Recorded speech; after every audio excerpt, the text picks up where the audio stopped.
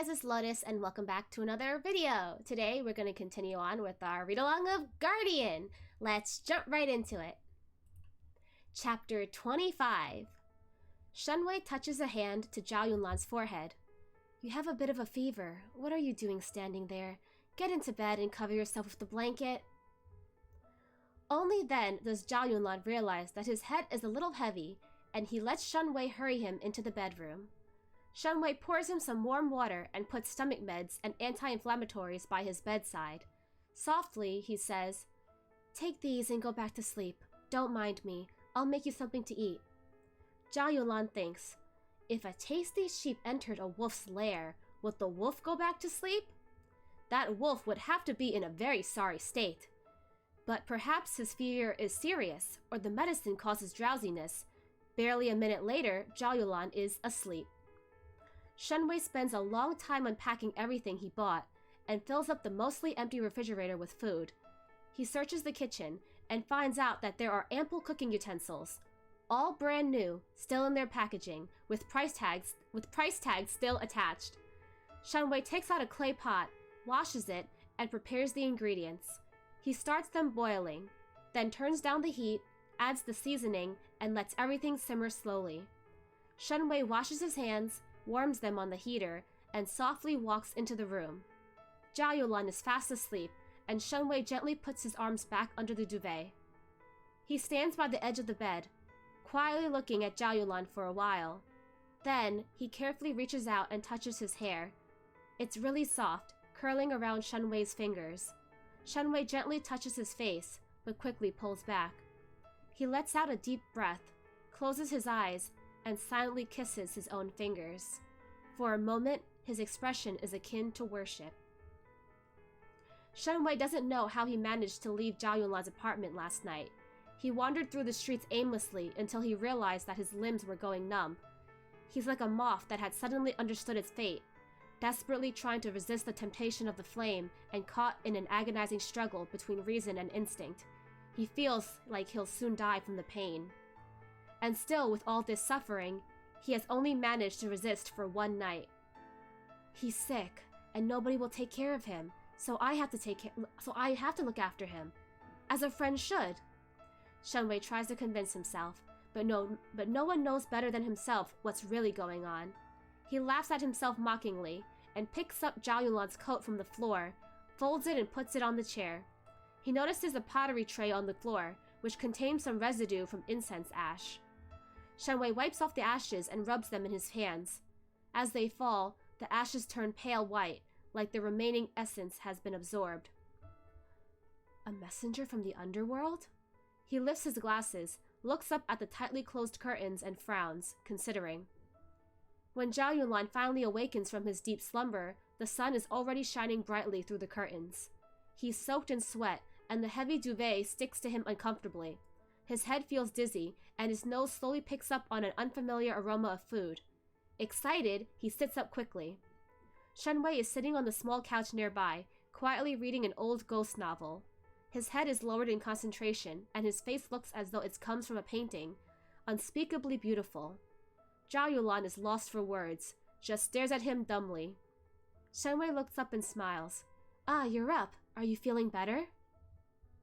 Zhao Yunlan nods, still stunned. Shenwei touches his forehead and finds that the fever is gone. It's good to be young. Illness never lingers for long. What about your stomach? Does it still hurt? Zhao Yunlan shakes his head. He notices his clothes have been tidied into a neat stack next to the bed and are still warm from the heater. I turned on the heat in the bathroom. Go take a shower and get changed. I made you something simple to eat. Zhao Yunlan says nothing, takes his clothes, and goes into the bathroom. Zhao Yunlan has always lived a rough and careless life. This feels like a dream, and a fragile emotion is born inside him. He left home very early and got used to going out for food or ordering takeaway. He can't remember the last time he woke up to the smell of food and someone urging him to take a shower. When he has finished showering and dressing, he realizes with a shock that his chaotic apartment has been cleaned and tidied up. The perpetually closed curtains are finally open and the windows thrown wide for some fresh air. The entire apartment feels refreshed. Zhao Yunlan pauses and for a miraculous moment feels genuinely embarrassed. He walks to the kitchen just as Shunwei shakes the water off those bamboo chopsticks he's never used before and puts them away to dry. He opens the lid of the clay pot, testing the flavor with a small spoon. The strong and pleasant smell makes Zhao Yunlan realize he's quite hungry. It's as if there were a string in his heart, and someone casually plucked it, gently, but the resonance echoes for days. I bought 2 theater tickets for— oh, no, this is Zhao Yunlan speaking. I bought 2 theater tickets for tonight. I was gonna take you to see a play after dinner, Zhao Yunlan suddenly says. Shunwei looks at him, turns off the stove, and takes 2 more dishes out of the kitchen, along with the rice and soup. Help me carry that. Zhao Yunlan saunters over and takes the food to the table, laughing. But now you being here with me feels so great. I don't want to go anymore. It's getting cold at night, so it's better not to leave the apartment anyway, Shunwei agrees. Zhao Yunlan sits down opposite Shunwei, his eyes sparkling as he gazes at the professor. I'm not kidding, Shunwei. If you'll have me, I'll sell this place tomorrow and buy a big place right next to your school. Shunwei doesn't make a sound. Zhao Yunlan continues. I've never thought of buying a house before. I found it burdensome. But now I understand the saying, if you want to get the girl, buy her a big house to live in. This is naked flirtation. Shunwei stiffly avoids his gaze. Eat, or the food will get cold. Zhao Yunlan suddenly puts his hand on top of Shunwei's. I know I don't look like it, but I'm serious. Shunwei's hand is still cold, and Zhao Yunlan can't help but hold it even tighter, but Shunwei suddenly shivers violently. He jerks his head up, and his eyes are not mild as usual, as if something had driven him into a frenzy. To Zhao Yunlan, they even seem a little aggressive. Shunwei stares at him for a beat and snatches his hand away, and lowers his voice. You should marry a woman and have children. You're still young. Don't be so inconsiderate of the laws of nature and human decency. Zhao Yunlan is startled by this unexpected lesson on duty and responsibility. What the hell are these laws of nature and human decency? If you're involved with a man, how will you explain it to your parents? If you don't have children, who will take care of you when you get old? Explain what? Zhao Yunlan asks incredulously. To whom? I'm not responsible for procreating and perpetuating the human race. Professor Shun, are you an alien? Shunwei realizes he cannot communicate with Zhao Yunlan and his self-deceiving excuses. He stops speaking and eats in silence. Zhao Yunlan studies Shunwei. He cannot believe such a pleasant beauty has turned out to be an old-fashioned pedant. Dejectedly, he gobbles down half a bowl of soup. Then, he says tentatively, when it comes to children, you can't know for sure. Even if you get married, you might not be able to have kids. Even if you have kids, you might not be able to raise them. And even if you raise them, you can't always expect them to take care of you when you're old. I'd rather invest in A shares. Besides, if you really want kids, surrogacy is always an option. As long as you have the money, it's very easy these days to get a kid or two. Shunwei chooses to ignore him. Zhao Yunlan continues.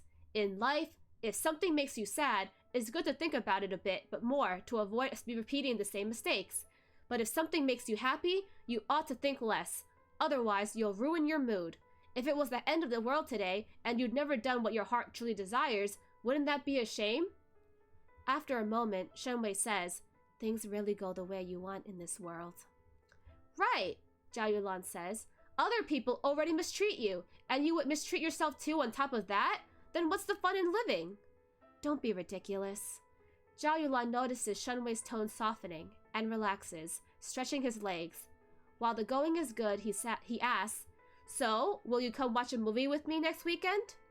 Shunwei hesitates, but shakes his head eventually. Zhao Yunlan is a bit disheartened. Shunwei cannot bear to see his expression like this, and explains, I need to take the students on a field trip on Wednesday. I'm substituting for one of my colleagues. Oh, there's a chance? Zhao Yunlan can clearly feel it. There's a small gap in Shunwei's tightly shut door. Where? For how long? Shunwei ignores the first question. Around a week. Zhao Yunlan doesn't follow up. If Shunwei won't tell him, he'll figure it out by himself. In a better mood, he finishes his rice. In the afternoon, Zhao Yunlan coaxes and pesters and uses all sorts of tricks on Shunwei. He takes out all the old movies in his collection, turns on his home cinema for the very first time, and forces Shunwei to stay until dinner time. Essentially, Zhao Yunlan was keeping Shunwei hostage. If possible, Zhao Yunlan would have kept him even longer, but he can clearly feel that the darker it gets, the more Shenwei tenses up. As a long-term planner, Zhao Yunlan decides to be careful. With such a delicate situation, he doesn't want to scare Shenwei. He resists the temptation and lets him go. For now. After all, he'll still have a lot of chances in the future. End of chapter 25. Okay. So, we got to see a little bit of Shenwei's point of view after he initially left Zhao Yunlan's house. He actually had trouble controlling himself because Zhao Yunlan was being really flirty and really forward, and Shenwei was like, I want to jump him, but I have to hold myself back because I don't want to hurt him by accident. Zhao Yunlan would really much enjoy that, actually, if you did, but Shenwei thinks that he knows what's best for Zhao Yunlan. And when Zhao Yunlan wakes up, he is greeted to a nice, clean house with a delicious breakfast. He thinks that he's in love, and I'm pretty sure he is. And he's thinking, wow, Shenwei, I am ready for hand in marriage. I am also ready to move in together. So when should I sign the lease? And Shenwei thinks that Zhao Yunlan's being too rash and too, like, he's rushing into things. Zhao Yunlan thinks, yo, this be the man I want to spend the rest of my life with, okay? Gotta act fast before he gets snatched up by someone else. But yeah, after some coaxing and wheedling, Zhao Yunlan does get Shenwei to invite him to something. So Zhao Yunlan's going to invite himself to Shenwei's school trip. So let's see if they address it in the next chapter. Yeah, chapter 26. It's Monday morning and the office is filled with the scent of breakfast. Zhu Hong has brought 3 kilograms of buns from the canteen, deliciously big and juicy with great stuffings. Those who got in late and haven't had breakfast have all been attracted by the delightful smell. Even Chief Zhao, who normally hides in his office, has been seduced to come out.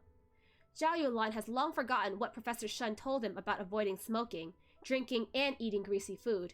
He scarfs down a meat bun in 2 bites and knocks Go Chang Chung on the head. Hey kid, turn on the TV. Go Chang Chung shuffles off eagerly.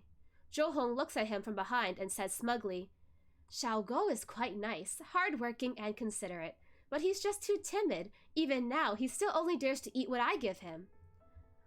That's normal, Zhao Yunlan says. He's afraid of people. Zhu Hong wants to nod, but realizes something odd. Zhao Yunlan adds kindly, he isn't afraid of you, which means he doesn't treat you as human. Zhu Hong ignores him and watches Da Qing leap onto the desk. He observes intently, and when Zhao Yunlan offers him a bun, snatches it precisely with his claws. The accurate timing and agile movements make you forget how fat this cat is. Da Qing bravely leaps off the desk, bites on the bun midair, and nimbly does a backflip to land on the ground. Then he shakes his butt and catwalks away. Oh, so cute. The startled chief is left with grease dripping down his face. F that cat! You deserve it, says Zhu Hong. The television is showing the morning news, and it's about last night's earthquake. It was felt in a few areas, but didn't have much impact. The epicenter was in a sparsely populated remote mountain area, so there was no great damage to persons or property. Zhao Yunlan mutters, why wasn't it stronger? I could have offered him a hug to reassure him. Lin Jing, who knows the inside story, smiles mysteriously. Zhu Hong looks at him and asks Zhao Yunlan, who did you hook up with this time? Don't use such a lewd term. This marvelous world needs love. You nasty people shouldn't insult pure love. Lin Jing says, may Buddha have mercy on your soul. Zhu Hong says, send help.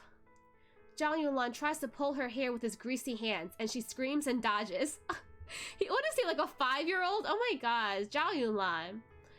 Chu Shuzhi steps back to avoid drama, but when he looks up, he is astonished. Wang Zheng? Why are you here during the day? Everyone is startled, and Zhu Hong jumps up. The curtains! Quick! Close the curtains! Go Chang Chung and Lin Jing scramble towards the windows and draw all the curtains. The office has 2 layers of curtains, and one of them is UV-proof. The room is instantly pitch black. Da Qing finishes his meat bun and pounces on the wall with his little fat cat... Da